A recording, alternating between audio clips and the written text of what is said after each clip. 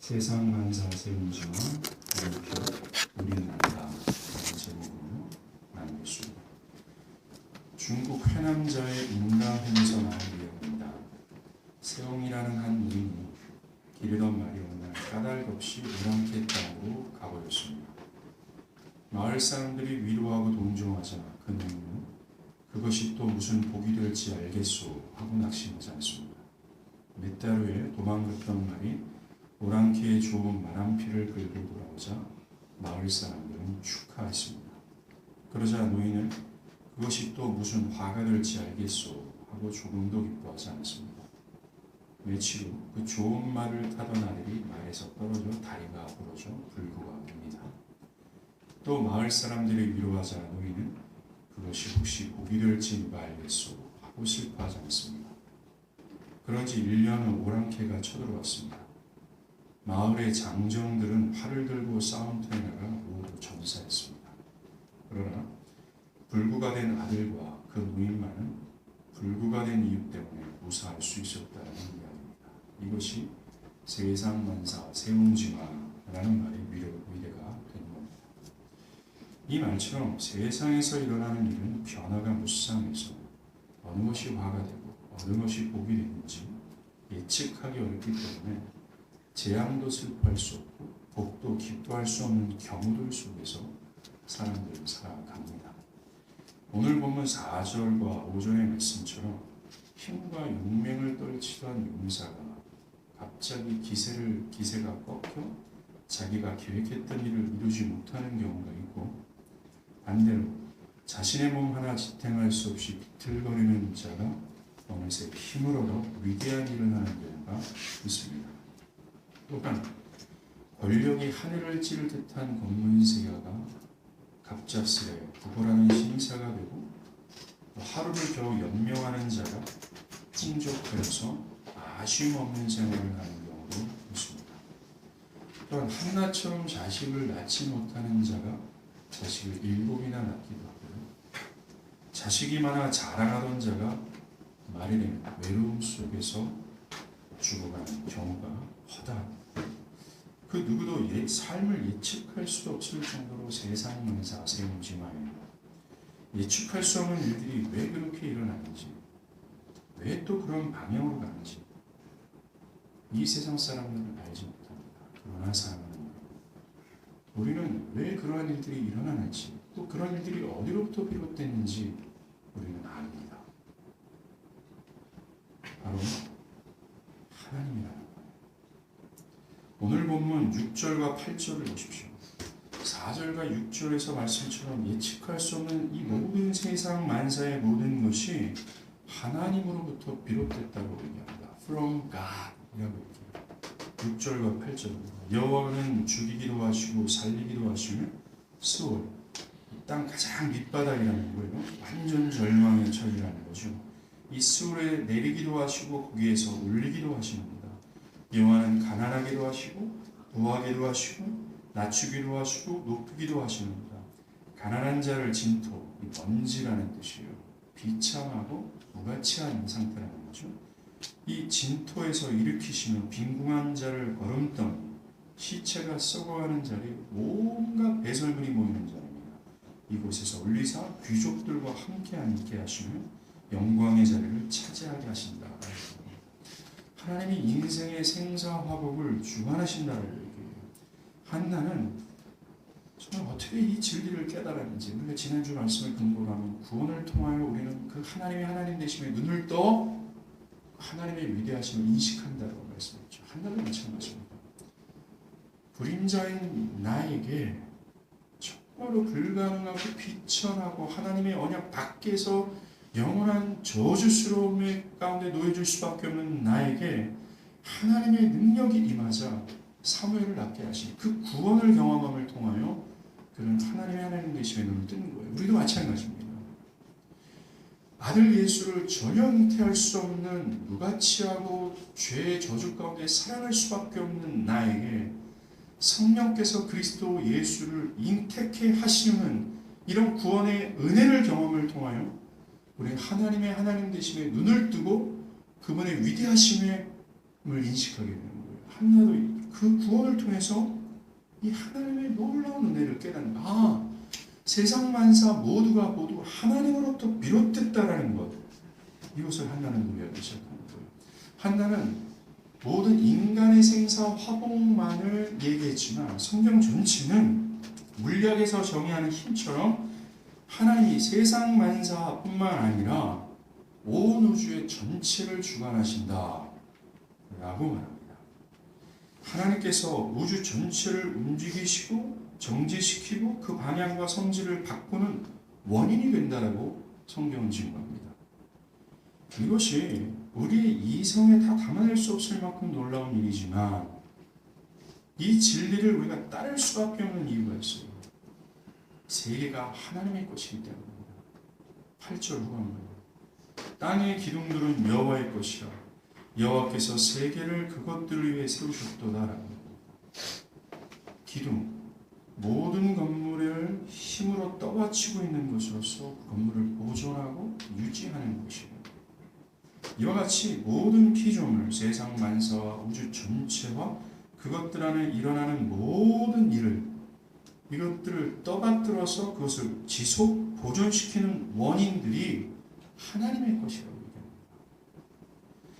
때론 세상 만사가 권문세가와 소수의 지혜자들로 인해 돌아가는 것처럼 보입니다. 여러분들 워싱턴 DC에 그 백악관 또 국회의사당 그 가운데 이 워싱턴 마뉴멘트라고 높은 탑이 있어요. 이걸 결정으로 백악관 쪽을 향해서 쭉 뻗어나오는 길이 이 엠버서더 로드라고요. 대사관들이 쫙 집결해 있는 도로입니다. 세계 모든 대사들이 그 대사관들이 쫙 집결되어 있어요. 세상의 중심입니다. 특별히 각국에서 미국 대사로 파견하는 사람들은 대사 오브 대사입니다. 저는 그곳을 지날 때마다 과거에 여기가 세계 중심이구나. 여기 있는 모든 사람들이 세계를 움직이고 있다라고 생각했습니다. 그 대사관에 들어가 보면 정말 우리가 정말 측량할 수 없는 지혜를 가지고 지식을 가지고 있는 사람들이 있어요. 대단한 석학들입니다. 우리는 그런 권문세가들과 세상의 소수의 지혜자들로 인해서 세상이 움직여지고 있다라고 생각하는 경우가 있습니다. 그리고 우주에서 일어나는 모든 것들은 그저 자연 법칙들로 인해서 그런 일들이 발생된다라고 생각할 수 있습니다. 그러나 성경은 다르게 말합니다. 성경은 그 모든 것이, 그 모든 움직임의 원인이 하나님의 것이다라고 말씀하세요. 그들의 모든 힘과 지혜가 하나님으로부터 왔기 때문이에요. 하나님은 온 우주 만물을 말씀 한마디로 0.01초의 순간 가장 완전하고 완벽하게 창조하신 창조주세요. 우리가 이것을 이해한다면 하나님께서 모든 것을 보존하시고 다스리신다는 것을 믿을 수밖에 없는 겁니다. 하나님은 모든 피조물 사이에 개입하셔서 모든 것을 당신의 뜻대로, 당신의 계획하신 대로 움직이세요. 어느 방향으로 말입니다. 하나님의 최종의 역사가 있어요. 그 역사의 방향대로 아직까지 인간이 우주의 그 넓이 전체를 측량할 수 없습니다.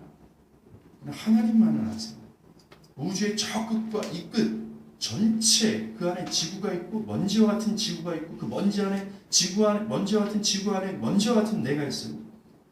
그 안에 포함된 모든 것들에 하나님 개입하셔서 당신의 뜻대로 최종의 역사의 방향으로 하나님 이끄시는 거예요.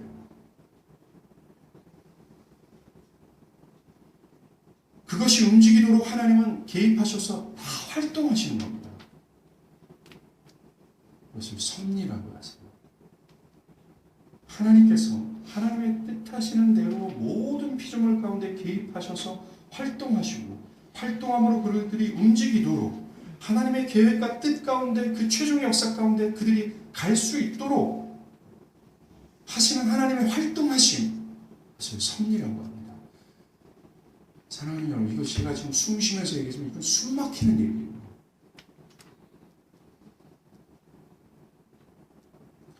하나님은 이신론자들이 말하는 것처럼 모든 것을 창조해 놓으시고 저 하늘에서 팔짱을 끼고 관망하시는 것이 아닙니다.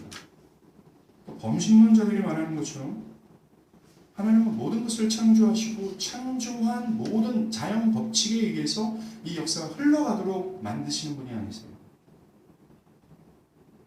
하나님은 매 순간 단 1초의 시간도 예외 없이 모든 것들 안에 개입하시고 움직이도록 당신의 힘을 발휘하고 계세요. 그래서 성경은 뭐라고 합니까? 하나님은 주무시지도 졸지도 아니하신다고 말씀하세요. 여기는 우리의 삶도 포함합니다. 우리의 삶에 단 1초라도 하나님의 섭리가 사라지는 시간이 없어요. 피조물들이나 개인의 삶이나 역사나 우발적으로 결정되는 것이 아닙니다. 어떤 비인격적인 운명, 프로그래마되었다든가 기계적으로 움직인다라는 것, 그것으로 결정되는 것이 아닙니다. 눈에 보이는 권력, 어떤 정책, 사람들의 투쟁과 노력, 이런 것으로 움직이는 게 아니에요. 도리어 인격적이시고 무한하신 능력을 가지신 하나님에 의해 결정되고 움직인다라고 얘기합니다. 히브리서 1장 3절에 그리스도께서 능력의 말씀으로 만물을 붙들고 계신다라고 말합니다. 여기서 붙들다라는 단어는 지탱하다라는 뜻과 함께 옮기다라는 뜻을 가지고 있어요. 어떤 물체를 여기서 저기로 옮기는 거예요. 이것을 붙들다라고 얘기합니다. 그리스도의 말씀으로서 모든 만물, 저와 여러분이 포함되는 거예요.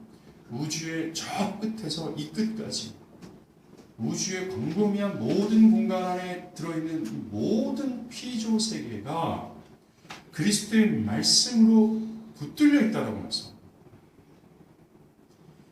그리고 그들이 가지고 있는 현재의 성질들이 있어요. 태양은 열과 빛이 보존되어야 되며, 지구는 그렇게 되어야 되며, 태양계에 있는 모든 행성들은 주기에 따라서 움직여야 되며, 그 움직이는 속도와 그 움직이는 거리가 단 1cm도 오버되지 않아야 됩니다. 만약에 태양계의 모든 행성들의 움직임이 단 1m나 100m 정도만 그 움직임의 궤도에서 벗어난다면 어떻게 될까요? 여기 물리학을 공부하지 않는 분들이 있기 때문에 제가 자신감 있게 얘기하는 거예요. 지구는 이 순간에 뻥 하고 터져버립니다. 이건 과학적인 얘기입니다.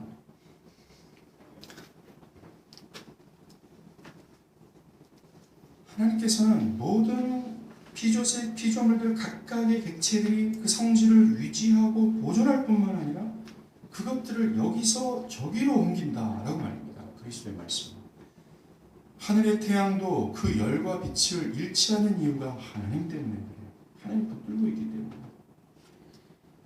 거대한 태양계가 주기적으로 돌고, 그래서 지구가 계절이 변화되고 열과 에너지를 통해서 모든 생명과 또 자연이 숨을 쉬고 생존할 수 있는 이유도 하나님이 붙들고 있기 때문에 그래요. 작게는 이 땅의 푸른 뿌리기가 푸른 빛을 내고 또 푸른 빛이 시도록 누렇게 물드는 것도 하나님께서 붙들고 있기 때문에, 저 대양의 깊은 곳에 있는 산호와 저 생명체와 눈에 보이지 않는 플랑크톤이 그렇게 있는 이유도 하나님이 붙들고 있기 때문이죠. 모든 것이 주님의 섭리 안에 있는 겁니다. 히브리서 말씀처럼 그리스도의 말씀의 능력으로 붙들고 있는 거예요. 그렇게 하라고 하시는 그분의 음성, 그리스도께서 그렇게 있으라, 그렇게 옮기라 라고 하는 그분의 음성이 만약에 없었다면 현재 저와 여러분을 포함한 모든 피조세계는 더 이상 존재할 수 없습니다. 더 이상 자신들이 가지고 있는 이 본질, 특성들을 유지할 수 없고 보존할 수 없습니다. 그 어떤 것도 활동할 수 없습니다. 그분의 그렇게 하라라는 하나님의 음성, 그리스도의 음성이 딱 멈추는 순간 모든 피조세계는 일순간에 멈춰요. 그리고 붙들고 계시는 그것을 놓는 그 순간 한순간에 모든 것은 꺼져버리고 녹아내려지고 사라집니다. 바울과 베드로도 이것을 말합니다. 사도행전 17장 28절. 우리가 그를 힘입어 살며 기동한다라고 얘기해요. 움직인다. 베드로후서 3장 7절. 하늘과 땅은 심판과 멸망의 날까지 보존하여 두신 것이다 라고 말씀합니다. 그리고 모든 것은 하나님의 뜻과 결정에 따라 나타나고 움직인다는 겁니다. 어떤 자연 법칙에 의해서 움직이는 것도 아니에요. 자연에서 이런 일이 발생하기 때문에 이런 다음 스텝의 일들이 발생된다는 것이 아닙니다. 모든 것은 하나님의 뜻과 결정에 따라 움직입니다. 에베소 1장 11절입니다. 모든 일을 그의 뜻의 결정대로 일하시는 이의 계획을 따라 그의 뜻과 결정하시는 것에 따라 세상 만사가 나타나고 세상 만사가 결정되어지고 그것이 그 어떤 방향으로 움직이는 겁니다. 하나님의 섭리를 벗어나서 발생하는 일들은 단 한 가지도 없어요. 하나님께서 하고자 하는 그 결정과 뜻의 범주에서 벗어나서 나타나는 발생하는 일들은 한 가지도 없어요. 하나님의 섭리하시는 범위는 모두 다릅니다. 자연적으로 발생하는 것처럼 보이는 것들도 섭리 안에 포함되어 있어요. 시편 148편 8절입니다.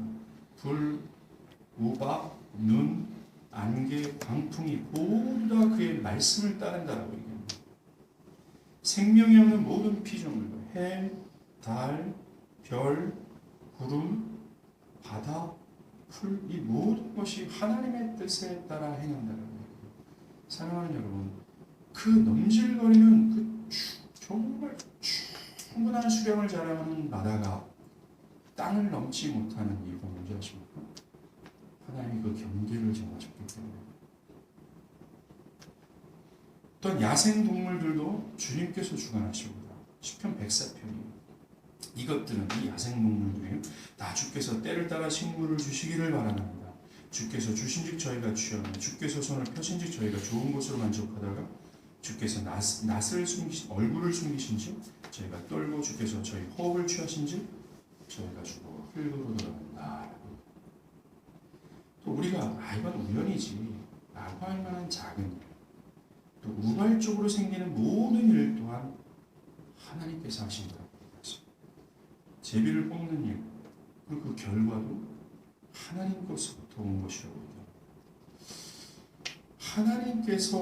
하나님이 이 세상 만사에 일어나는 이 모든 일에 어떤 한 부분만 원인이 되시는 것이 아니에요.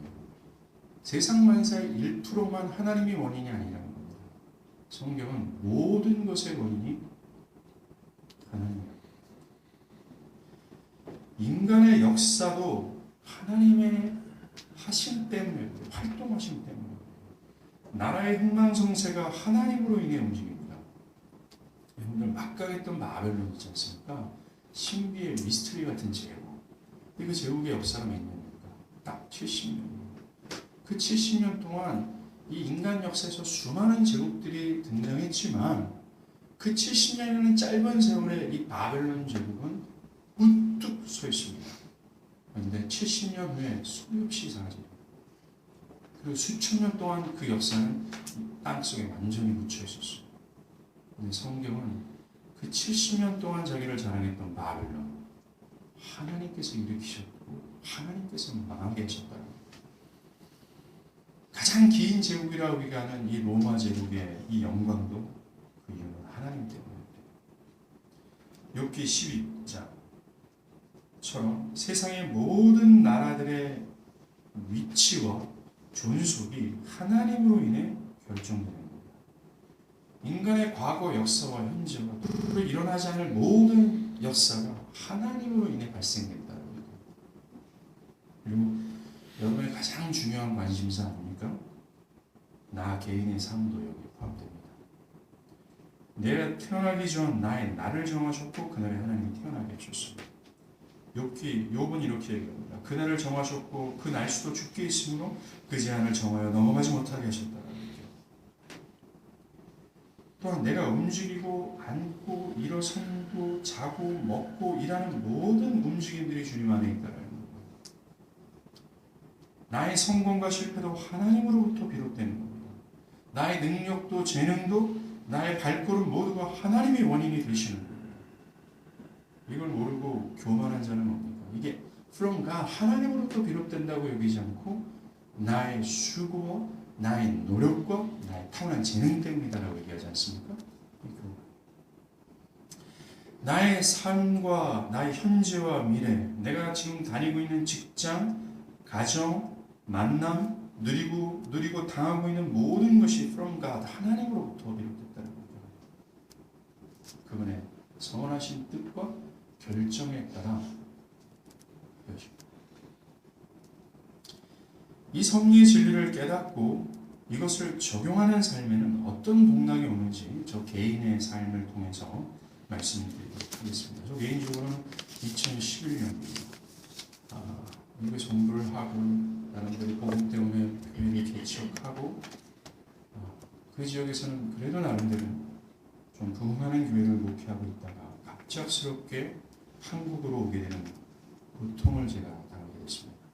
그 고통 속에서 제가 바라봤던 것이 바로 하나님의 섭리였어요.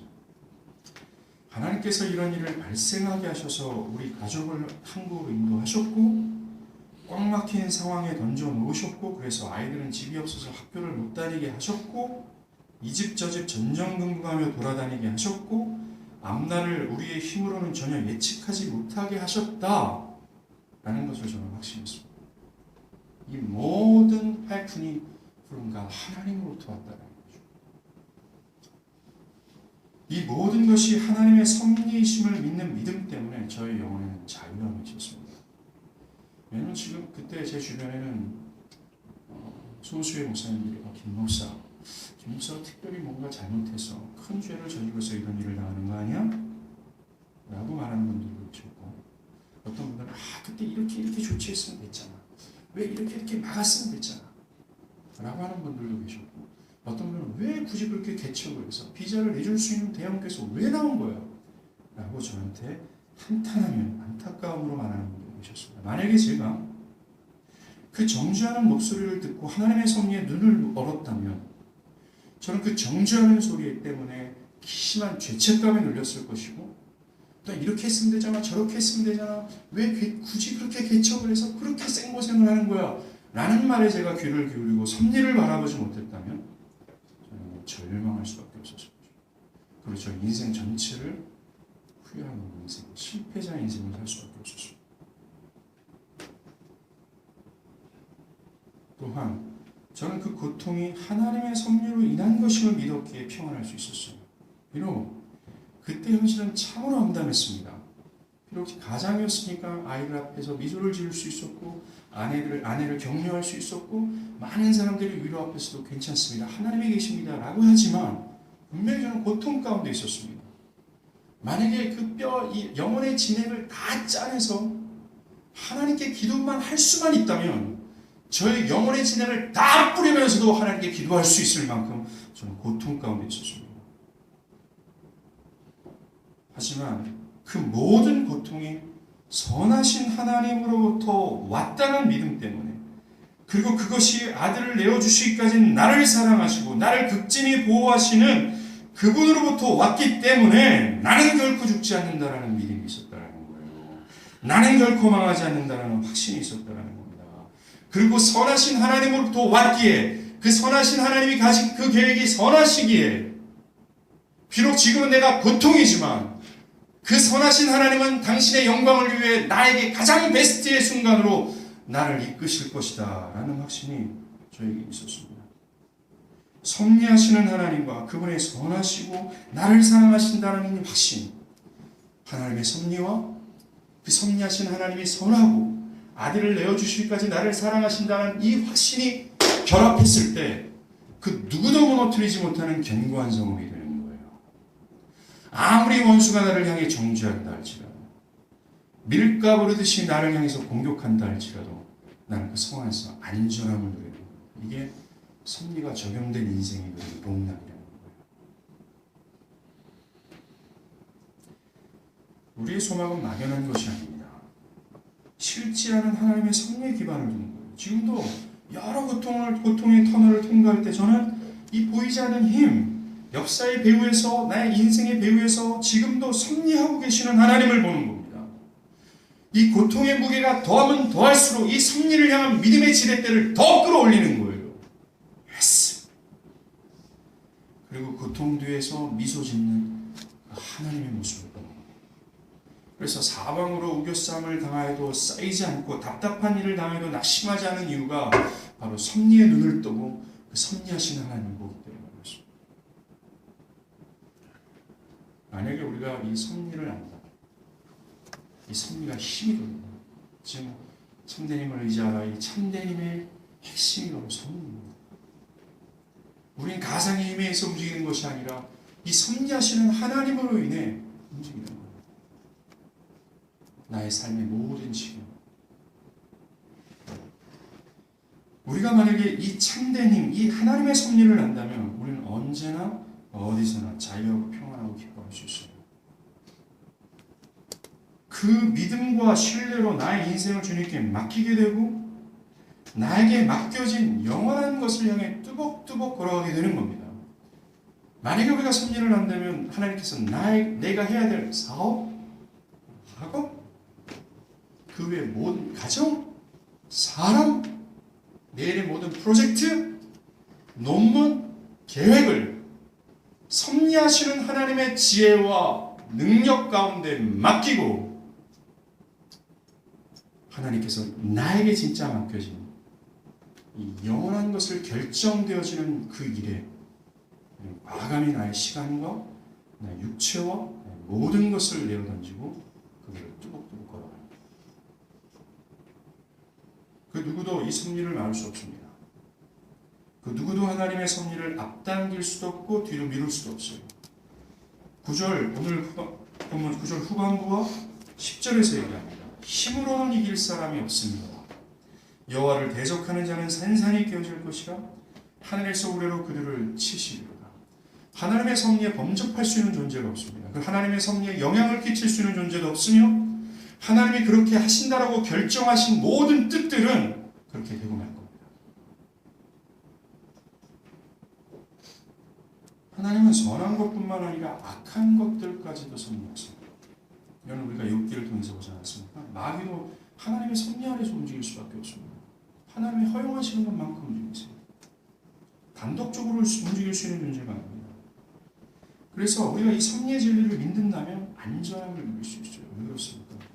아무리 악한 것들도 하나님 손 안에 있기에 지금 내가 악한 것들로부터 당하는 고통이 있다 할지라도 이것은 하나님이 정하신 선을 넘지 못한다라는 거예요.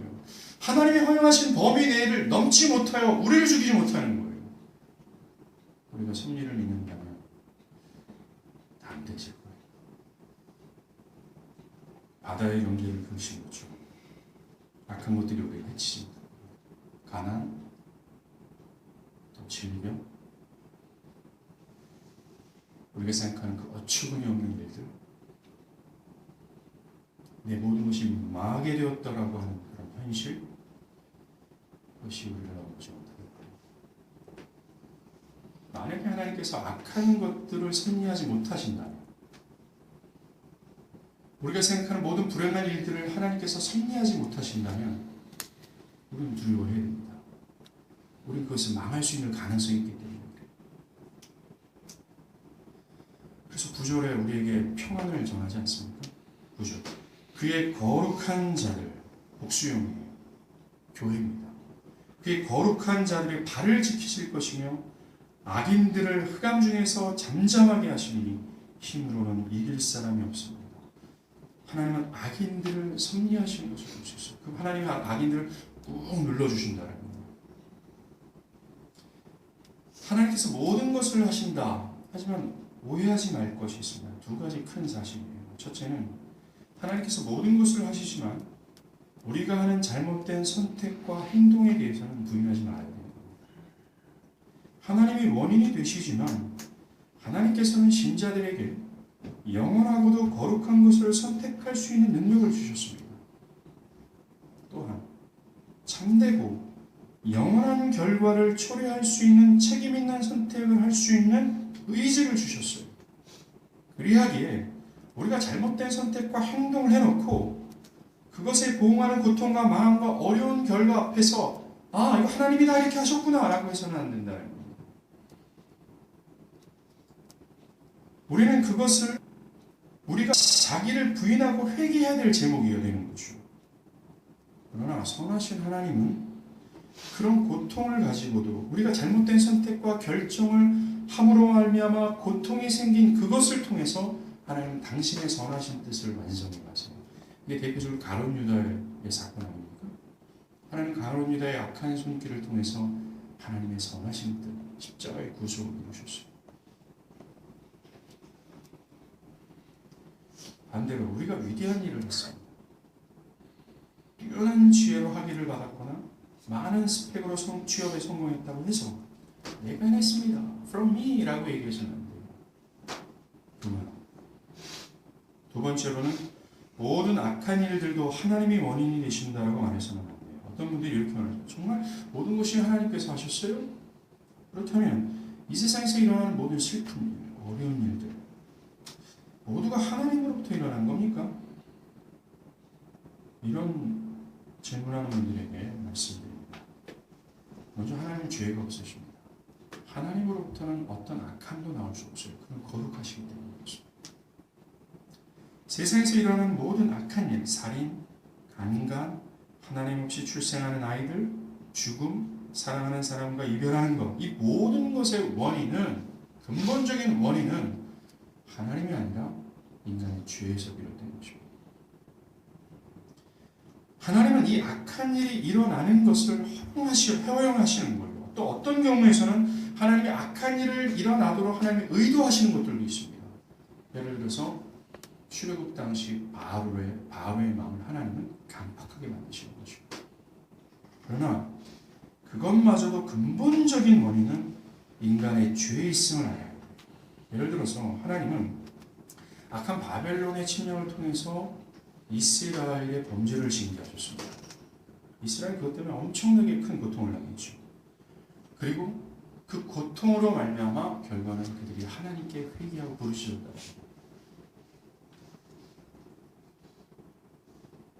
결과는 하나님의 선하신 뜻이 성취되는 것을 볼 수가 있어요. 인간의 죄로 인해서 발생한 그 어떤 고통이 결국에는 하나님은 그 고통을 통해 당신의 선하신 뜻을 이루시는 것을 볼 수 있습니다. 우리가 지금 나누고 있는 한나의 사건과 마찬가지예요. 한나가 애를 못 낳게 되는 것, 그 여자만의 죄가 아니라 인간 보편화된 죄의 형태로 한나는 그 어려움을 당하고 있는 겁니다. 즉 한나의 고통은 인간의 죄로부터 비롯된 거예요. 그러나 하나님은 한나의 불임을 통하여 하나님의 선하신 뜻을 성취하는 것을 볼 수가 있어요.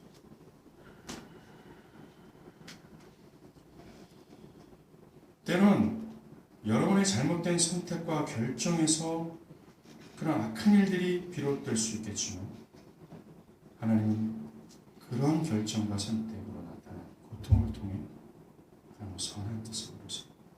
그러게 우리는 고통 가운데 비록 내가 이런 잘못된 선택과 결정으로 인해서 이런 고통을 당해요. 그때 충분히 회개해야 됩니다. 회개하고 나의 행한 것을 부인해서는 안 돼요. 뭐든지 하나님으로부터다라고 우리가 변명해서는 안 됩니다. 충분히 회개합니다. 그러나 회개 가운데 우리가 목도해야 될 것,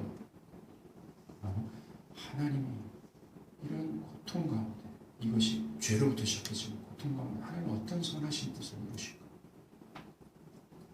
바라고 우리가 이 하나님의 섭리의 진리를 믿는다면 하나님의 위대하심 앞에 우리가 얼마나 작은 존재라는 것을 깨닫게 됩니다. 그리고 그분께 나의 모든 것을 맡길 수밖에 없는 거죠. 사랑하는 여러분, 우리가 맡기지 않더라도 하나님은 일을 하세요.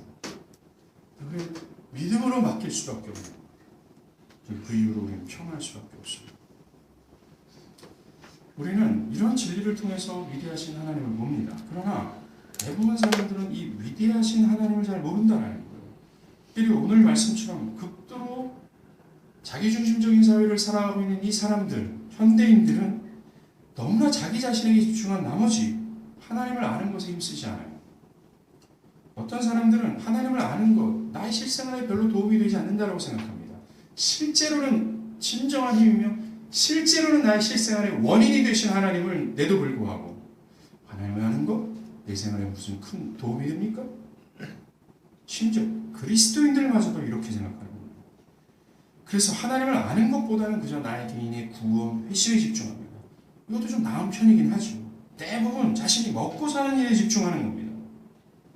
자신의 심신에 집중하는 거죠. 또 어떤 사람들은 하나님처럼 웅장하고 비밀스러운 이야기들, 이거 복잡합니다, 좀 어렵고 따분합니다 라고 얘기합니다. 그런 신자들 때문에 하나님에 대해서 알려주는 성경이 사람들에게 따분하게 느껴지는 거예요. 그런데 이 성경은 이게 하나님의 말씀이에요. 우주 저쪽에서 저쪽 전체를 운행하시는 그 영광스러운 하나님의 음성이 여기 있습니다. 이거 진짜 따분 거예요.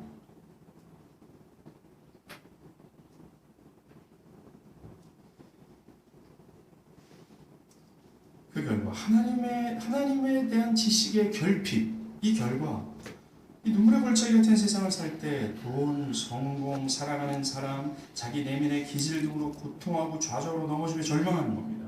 그 이유가 하나님에 대해서 모르는 결과예요. 만약에 이런 눈물의 골짜기를 살아가는 이 사람들이 하나님의 존재에 대해서 안다면, 최소한 우리가 지금 나누고 있는 하나님의 섭리하시는 하나님을 안다면 우리가 어떤 상황과 안에서 절망할 수 없다는 거죠. 여호와를 기뻐하는 것이 우리의 힘이라 말씀하시는 것처럼 참 이 신자들에게 하나님을 아는 것, 이 자체가 놀라운 복락이라는 것을 여러분들 기억해야 되는 겁니다. 하나님을 아는 것이 실제로 우리의 삶에 지대한 영향을 끼치게 되는 거예요. 우리가 섭리를 나누는 것처럼 만약에 섭리를 안다면 하나님 모든 것을 주관하셔? 하나님의 최종의 역사대로 선하신 뜻대로 나를 움직이고 계셔? 나의 모든 우연이라고 하는 작은 일에서부터 하나님 그렇게 하고 계셔? 이것을 우리가 안다면 제가 경험한 것처럼 사방으로 우겨쌈을 당하여도 쌓이지 않고 답답한 일을 하여도 낙심치 않게 되는 거예요. 세상이 감당하지 못하는 사람들이 되는 겁니다. 하나님을 알을 통해서 이런 복락을 누리고 싶지 않으십니까? 이렇게 하나님의 하나님 되심을 인식함으로 기쁨을 누리고 싶지 않습니다. 이런 참된 영적 지식, 하나님에 관한 이 지식은 하나님으로부터 오는 겁니다. 그래서 사도 바울이 에베소 1장 7절에서 9절까지 이런 얘기를 해요. 우리는 그리스도 안에서 그 은혜의 풍성함을 따라 그 피로 말미암아 속량 곧 죄사함을 받았느니라. 이는 그가 모든 지혜와 총명을 우리에게 넘치게 하사 그의 뜻의 비밀을 우리에게 알리신 것이다 라고 얘기합니다. 하나님에 관한 모든 지식을 하나님께서 지식을 알기 위해서 하나님께서 우리에게 모든 지혜와 총명을 주셨다라고 말씀하세요. 누구에게? 그리스도의 피로 속량함을 받은 그들에게, 신자들에게 주신다고 말씀하시는 겁니다. 그러면서 바울은 이것을 알았기에 에베소 성도들에게 간절하게 기도해요. 찾아보겠습니다. 에베소서 1장 17절에서 19절이에요. 에베소서 1장 17절에서 19절이에요.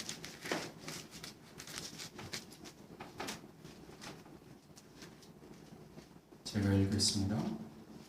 우리 주 예수 그리스도의 하나님 영광의 아버지께서 지혜와 계시의 영을 너희에게 주사 하나님을 알게 하시고 너희 마음의 눈을 밝히사 그의 부르심의 소망이 무엇이며 성도 안에서 그 기업의 영광의 풍성이 무엇이며 그 힘의 유력으로 역사하심을 따라 믿는 우리에게 베푸신 능력의 지극히 크심이 어떠한 것을 너희로 알게 하시기를 구하노라. 사도 바울은 에베소 성도를 위해서 이렇게 기도했어요. 저의 기도가 이거 하나님의 높이교회 모든 성도들에게 지혜와 계시의 영을 더하시사 하나님의 무한하심과 하나님의 능력을 깨닫게 좀 해달라고. 그럴 때 우리의 신앙은 그제서야 열렬하고 열성적이게 됩니다. 10주 전체를 정리합니다. 우리는 10주간 참된 힘을 의지하라는 주제의 말씀을 나눴습니다. 이 말씀을 통해서 우리는 나 개인이 하나님이 아닌 여러 가상의 힘으로 움직여지고 있다는 사실을 폭로당했습니다. 돈, 성공, 내가 목숨처럼 사랑하는 사람들, 내 고집스러운 기질들, 이 타고난 죄성 등으로 나는 지금 결정하고 있고 선택하고 움직이고 정지하고 나의 삶을 변형시키고 있다는 겁니다. 내가 나의 주인이 된다는 겁니다. 또한 나의 신앙마저도 이 가상의 힘에 의해서 변질되고 퇴보된다는 겁니다. 사랑하는 여러분,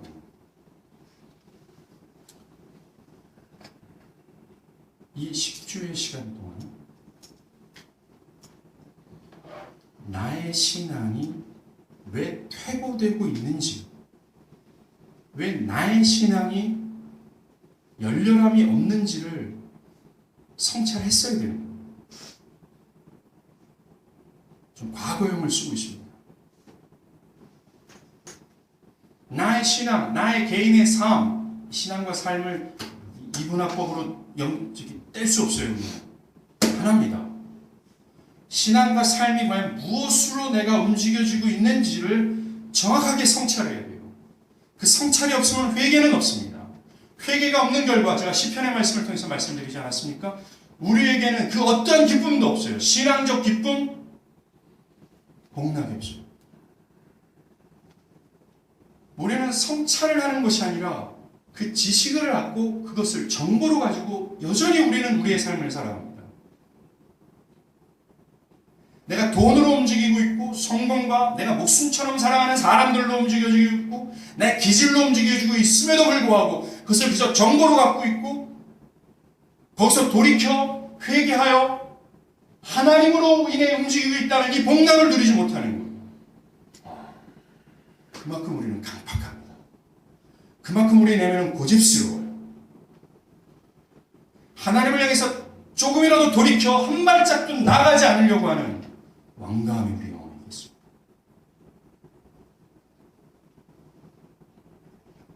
이런 가상의 힘으로 우리가 움직여지는 결과 어떻게 됩니까? 하나님에 대해서 눈물고 가상의 힘에 눈을 떠서 그 힘이 주는, 가짜 힘이 주는 그 어마무시한 것으로 인해서 우리는 두려워하는 거예요.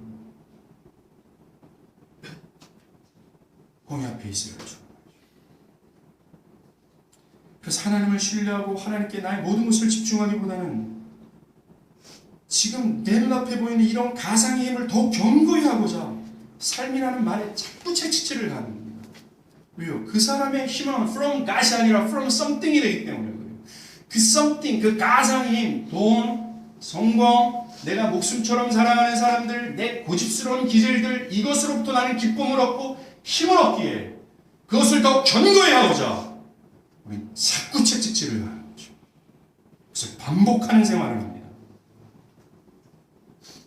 그 결과 우리의 영혼이 얼마나 피폐해집니까? 우리의 삶에 하나님으로부터 오는 힘을 얻어서 우리 영혼 안에 때때로 우물이 터지고, 그래서 정말로 우리 가정에 그 은혜의 물결이 흘러가기보다는 조급해지고 인색해지고 바둥바둥 살아가게 되는 거예요. 그 심지어 예배와 교회를 등지게끔 나옵니다. 그런 성경 우리들에게 강력하게 요청하는 거예요. 참된 힘을 의지하라고, 좀 참된 힘을 좀 바라보라고, 참된 힘으로 인해서 너희들이 움직여지고 있다는 이 사실에 눈을 뜨고 그것을 철저하게 신뢰 좀 하라고 말합니다. 이 성경의 요청. 나의 가정, 나 개인의 삶, 나의 학업, 나의 사업, 직장, 시작과 끝과 과정이 다 하나님께 붙들려 있어요. 그래서 그게 유지되고 있는 겁니다. 여러분들이 그 가상의 힘들, 학업, 이런 것들을 여러분들이 채찍질을 가해서 견고히 한다고 해서 보존되고 유지되는 게 아니라는 거예요. 만약에 하나님께서 붙들고 계신 것을 한순간만 놓는다면 여러분의 인생에서 쓰나미처럼 밀려드는 하나님의 고통이 있을 겁니다. 사랑하는 여러분들의 손이 여러분의 자녀를 붙들고 있는 게 아니에요. 남편과 아내를 붙들고 있는 게 아니에요. 여러분의 직장이 여러분들이 붙들고 있는 게 아니에요. 여러분들의 사업이 여러분들이 붙들고 있는 게 아니라는 겁니다. 여러분들이 하나님을 믿는다면 힘을 쓰지 마십시오. 그분이 붙들고 있어요. 하나님이 모든 그것을 유지하고 보존하고 궁극적으로 나의 영혼의 베스트로 하나님이 그것을 움직이고 계신다는 겁니다. 그것들이 여러분들이 견고하게 지킨다고 해서 지켜지는 게 아니에요. 웃기는 얘기입니다. 하나님이 붙들고 있기 때문에 그래요. 사랑하는 여러분, 저는 우리 성도들에게 얘기합니다. 여러분이 다니고 있는 직장이 여러분들의 힘과 지혜로 들어왔습니다. 아무런 스펙과 경험이 없는 내가 그토록 바라던 직장에 들어갈 수 있는 힘이 어디서부터 왔습니까? 또 여러분이 완성한 프로젝트와 논문이 여러분의 힘으로 됐습니까? 여러분이 시작한 사업장이 이런 불경기 속에서 생존할 뿐만 아니라 그렇게 성황리 정말 성공을 거둘 수 있는 일 예측할 수 있었습니까? 점포가 10개 중에 9개를 다는 이런 현실 속에서 여러분들이 그런 나는 그 한 개 중에 들어갈 거라고 예측할 수 있었습니까? 여러분의 자녀가 지금까지 그렇게 자랄 수 있는 것이 누구 힘입니까? 또한 지하실에 있었던 우리 교회가 이렇게 아름다운 예배당으로 이전할 수 있는 누가 예측할 수 있었어요? 이게 우리의 힘입니까? 우리는 지금 누리고 있는 모든 복락들이 어디서 왔는지를 짧게만 생각해도 우리는 압니다. From God. 하나님. 바울이 말입니다. 우리 존재에 대해서 설명해요. 고린도전서 1장 26절 27절 이것도 좀 찾아보겠습니다. 고린도전서 1장 26절 17절입니다. 바울이 신자들의 존재를 설명합니다. 고린도전서 1장 26절과 27절 제가 읽겠습니다. 형제들아 너희를 부르심을 보라. 육체를 따라 지혜로운 자가 많지 아니하며 능한 자가 많지 아니하며 문벌 좋은 자가 많지 아니었다. 그러나 하나님께서 세상에 미련한 것을 택하사 지혜 있는 자를 부끄럽게 하시려고 세상에 약한 것들을 택하사 강한 것들을 부끄럽게 하시더라고요. 지혜롭지 않고 문벌 좋지 않고 능한 자가 없고 미련하고 또 약한 것들이라고 얘기해요. 이렇게 미천한 우리가 지금 우리가 누리는 이 은혜 이게 뭡니까? 모든 것에 힘이 되시는 하나님의 섭리의 결과예요. 결혼하는 걸 빼먹어. 여러분의 능력으로 결혼할 수 있었어요?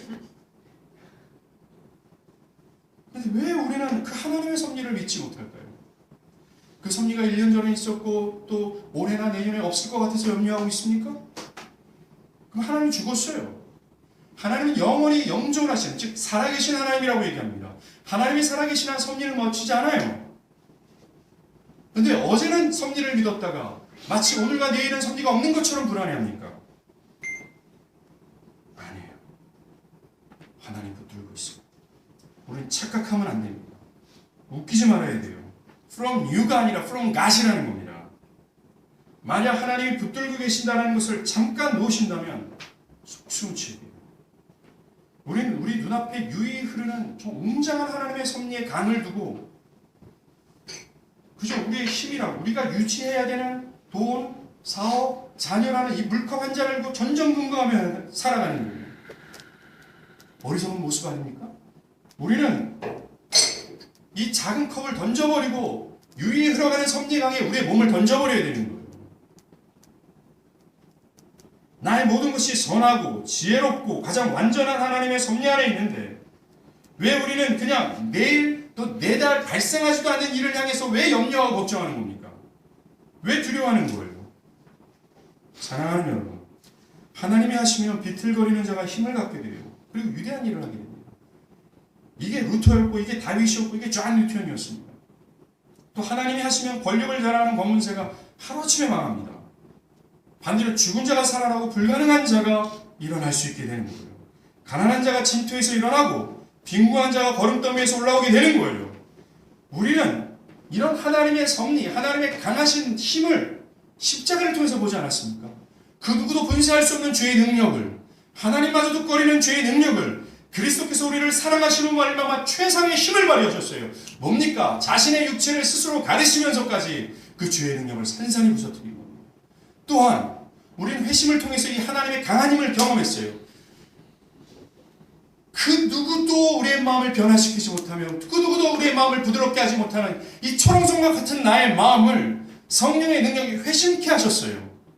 우리는 이 구원을 통해서 하나님의 섭리하시는 힘과 능력을 받습니다. 친히 경험했다라는 겁니다. 그 힘을 좀 알아보십시오. 좀 제발 전전긍긍하는 이 가상의 힘, 이 물 한 컵을 가지고서 부들부들 좀 떨지 마시길 바랍니다. 그리스도께서 하나님의 섭리를 믿고 십자가에서 다시 몸을 던진 것처럼 다윗이 하나님의 섭리를 보고서 골리앗 장군을 향해서 맞짱을 뜬 것처럼 좀 제발 또 우리 믿음의 선조들이 고통의 순간 믿음의 눈으로 하나님의 섭리를 보고 그 고통의 순간으로 자신의 몸을 다 내어 던진 것처럼 그분의 섭리를 좀 신뢰했으면 좋겠어요. 종교개혁자 마틴 루터가 자신의 목숨이 걸린 이 브롬스 회의가 있었잖아요.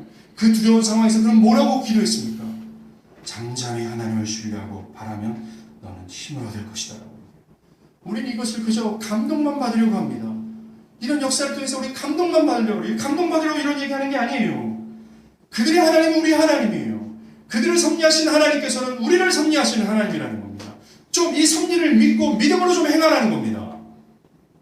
우리는 하나님의 섭리를 믿고 주님께 모든 것을 맡기고 우리에게 맡겨진 진정한 길이 있잖아요. 시온성을 향해서 가는 그 최상이고 최고로 책임져야 될 그 일에 우리는 최선을 다해야 되는 겁니다. 그런 자들에게는 시온의 대로를 향해 가는 자들에게는 힘을 얻고 또 얻게 될 거라고 주님 말씀하십니다. 죽음의 강물이 그를 덮친다 할지라도 그는 쌍이 삼게 기도하시겠습니다.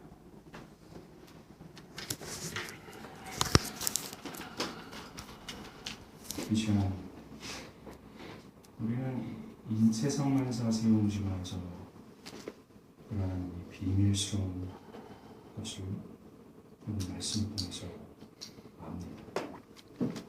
모든 것이 거듭나죠. 이 시간 기도할 텐데 하나님 이 섭리의 진리를 내가 깨닫고 이것을 적용하는 인생이 되게 하여 주시옵소서. 그래서 답답한 일을 당하였을 때 섭리를 바라보며 낙심하지 않게 하여 주시옵소서. 그리고 그저 가상의 힘에 그 물 한 잔을 가지고 점점 운영하는 것이 아니라 그것을 주님의 섭리의 강에 내어 던지고 주님의 섭리에 내 몸을 맡기는 자가 되게 해주시옵소서. 우리 함께 말씀을 생각하며 기도하시겠습니다.